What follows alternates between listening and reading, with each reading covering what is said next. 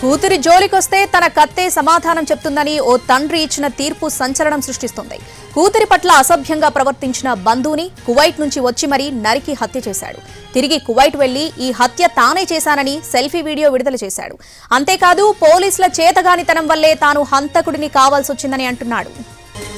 అన్నమయ్య జిల్లా ఓబులవారిపల్లె మండలం మంగంపేటలో నిద్రిస్తున్న 59 ఏళ్ల వ్యక్తి 2 రోజుల క్రితం దారుణ హత్యకు గురయ్యాడు.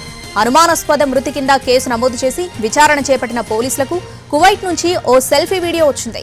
ఈ హత్య తానే చేశానని హత్యకు గురైన ఆంజనేయులు బంధువు ఆంజనేయ ప్రసాద్ ఈ వీడియోలో చెప్పాడు.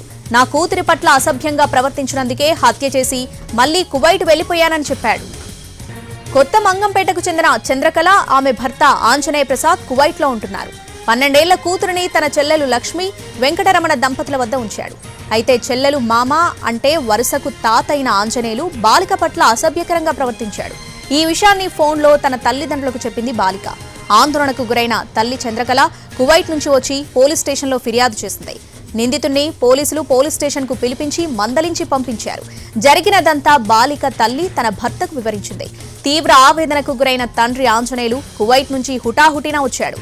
ఇంటి ఆవరణలో నిద్రిస్తున్న ఆంజనేయులు తలపై ఇనుపరాడుతో మోదీ హత్య చేసి వెంటనే కువైట్ వెళ్లిపోయాడు. ఆడపిల్లపై అసభ్యకరంగా ప్రవర్తిస్తే పోలీసులు ఏమాత్రం స్పందించలేదని వీడియోలో ఆవేదన వెళ్లగక్కాడు ఆ తండ్రి. న్యాయం జరగలేదు కాబట్టే తాను హత్య చేశానని, ఓ ఆడబిడ్డ తండ్రిగా తాను చేసింది న్యాయమేనని అంటున్నాడు. పోలీసులకు త్వరలో లొంగిపోతానని చెప్పాడు. చట్ట ప్రకారం న్యాయం జరిగి ఉంటే ఈ దారుణం జరిగేది కాదని అంటున్నాడు బాలిక తండ్రి ఆంజనేయ ప్రసాద్. నేను ఇతన్ని చంపేదానికి కారణం ఏంటి? చంపేంత అంత పెద్ద తప్పు అతనేం చేసినాడు? ఒక రచ్చకు గాని, ఒక గొడవకు గాని, ఇంకొకరిని ఒక మాట నేను అనేది గాని, రచ్చలకు నేను దూరంగా ఉంటాను. గొడవలకైనా కానీ, రచ్చలకైనా కానీ, వీటన్నిటికీ దూరంగా ఉండే నేను ఇతన్ని అలా చేసే అంత నిర్ణయం నేను దేనికి తీసుకున్నాను? అతనేం చేసినాడు? మాది అన్నమయ్య కడప జిల్లా ఓబులవారిపల్లి మండలము ఐలరాజపల్లి హరిజనవాడ గ్రామం మాది. ఓకే, నా కూతురు పుట్టింటాంచి 11 సంవత్సరాల నుంచి మా అత్తమామే చూసుకుంటా ఉన్నారు. ఓకే, వాళ్ళ ప్రజెంట్ అయితే ఆర్థిక పరిస్థితి బాగలేక మా యొక్క కువైట్కి వస్తా మా కూతుర్ని వాళ్ళ చిన్న కూతురి దగ్గర, అంటే మా మరదల దగ్గర మా కూతురు బాధ్యత మా మరదలకైతే అప్పచెప్పేసి కువైట్కి అయితే వచ్చింది. ఊళ్ళో కొద్ది రోజులు బాగానే చూసుకున్నారు.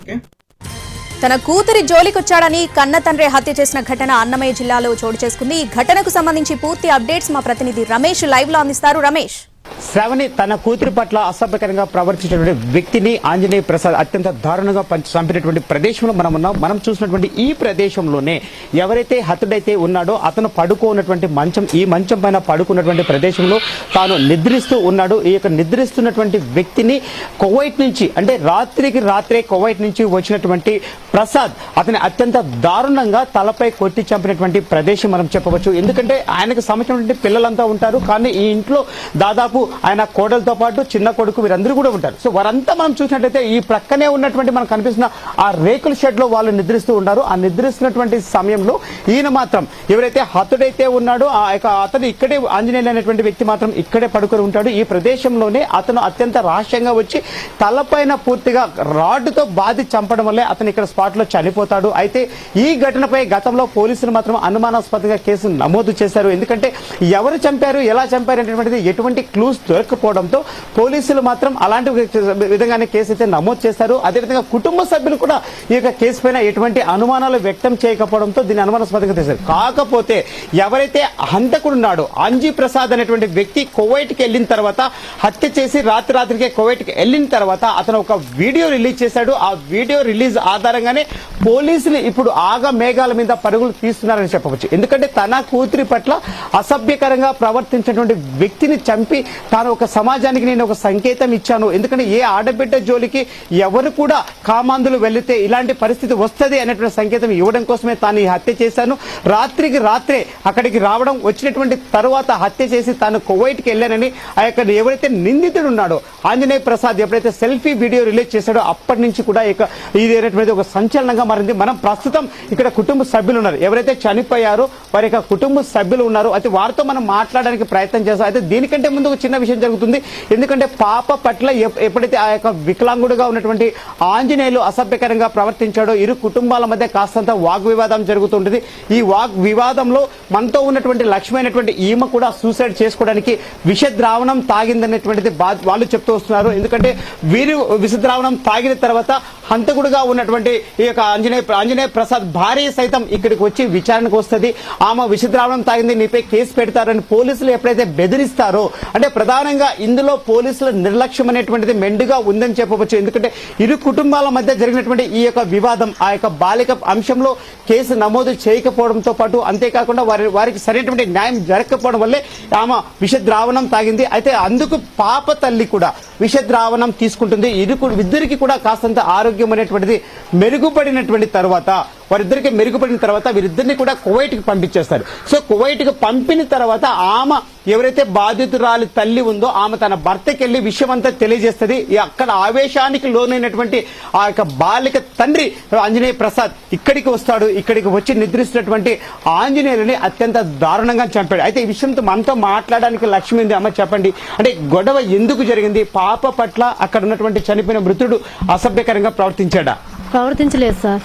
ప్రవర్తించకుండానే ఆ పాపని వాళ్ళ అమ్మగారు వారు పిలుచుకొని పోవాలని చెప్పి మా నాయనగారి నుంచి మా పుట్టింటోళ్ళ నుంచి వేరు చేయాలని చెప్పి పిలుచుకొని పోవాలని చెప్పి నింద వేసి పోలీస్ స్టేషన్ లో కంప్లైంట్ కూడా ఇవ్వలేదు సార్. వాళ్ళని పిలిచి నా బిడ్డ జోలికి రానికుండా చెయ్యండి సార్ అని చెప్పి పోలీస్ సార్ వాళ్ళు అన్నారు. పోలీస్ సార్ వాళ్ళకి చెప్పింది పోలీస్ సార్ వాళ్ళు, మా కంప్లైంట్ ఇమ్మా, నువ్వు తగిలినాడు అని చెప్తున్నావు కదా, మేము కంప్లైంట్ నమోదు చేసుకుని యాక్షన్ తీసుకుంటామంటే నాకు కంప్లైంట్ వద్దు సార్, నా బిడ్డ భవిష్యత్తు నాశనం అయిపోతుంది, అందరికి తెలుస్తుంది, కంప్లైంట్ వద్దు సార్, వాళ్ళని తిట్టి పంపించేయండి సార్ చాలు అని చెప్పి పోలీస్ స్టేషన్ పిలిపించింది. అక్కడికి పోతే సార్ కూడా మమ్మల్ని తిట్టినాడు. తిట్టేసి అమ్మ జరుగుతుంటే నువ్వేం చేస్తున్నావు అంటే, సార్ పాప నా దగ్గర కొనుక్కుంటున్నది, అది కూడా 2 నెలల కిందటే మా అమ్మ కోవేటికి పోయి మా వద్దు అంటా ఉంటే ఆ పాప హాస్టల్లో ఉంటుంది, నువ్వు నీ దగ్గర పడుకోబెట్టడం వరకే కదా, హాస్టల్లో కూడా హాలిడేస్ ఇచ్చినప్పుడే కదా నువ్వు తీసుకొచ్చుకుండేది, మిగతా టైం అంతా ఆ పాప హాస్టల్లో ఉంటుందమ్మా, నువ్వేం భయపడాల్సిన అవసరం లేదు, నీ దగ్గర పడుకొని పెట్టుకోనింది. ఇక్కడ ఒక మాట చూసుకున్నాం.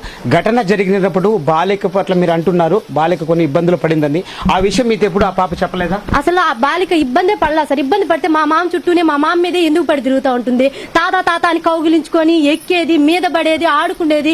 పాపను 3 ఏళ్ల నుంచి నేను మా ఇంట్లో ఇక్కడ కూడా పెరిగింది, అక్కడ పెరిగింది, ఇక్కడ పెరిగింది. 3 ఏళ్ల నుంచి మా మామ మీద ఎక్కి తొక్కి ఆడుకొని ఇన్ని ఏళ్ళుగా లేనిది ఈ సంవత్సరం కావాల్సుకనే ఆ పాపకు 12 ఏళ్ళు పడుతున్నాయని తెలిసి ఎట్టైనా ఆ పాపను తీసుకెళ్లాలి, ఎవరో ఒకరి మీద నింద మోపాలి. ఎవరి మీద మోపాలా?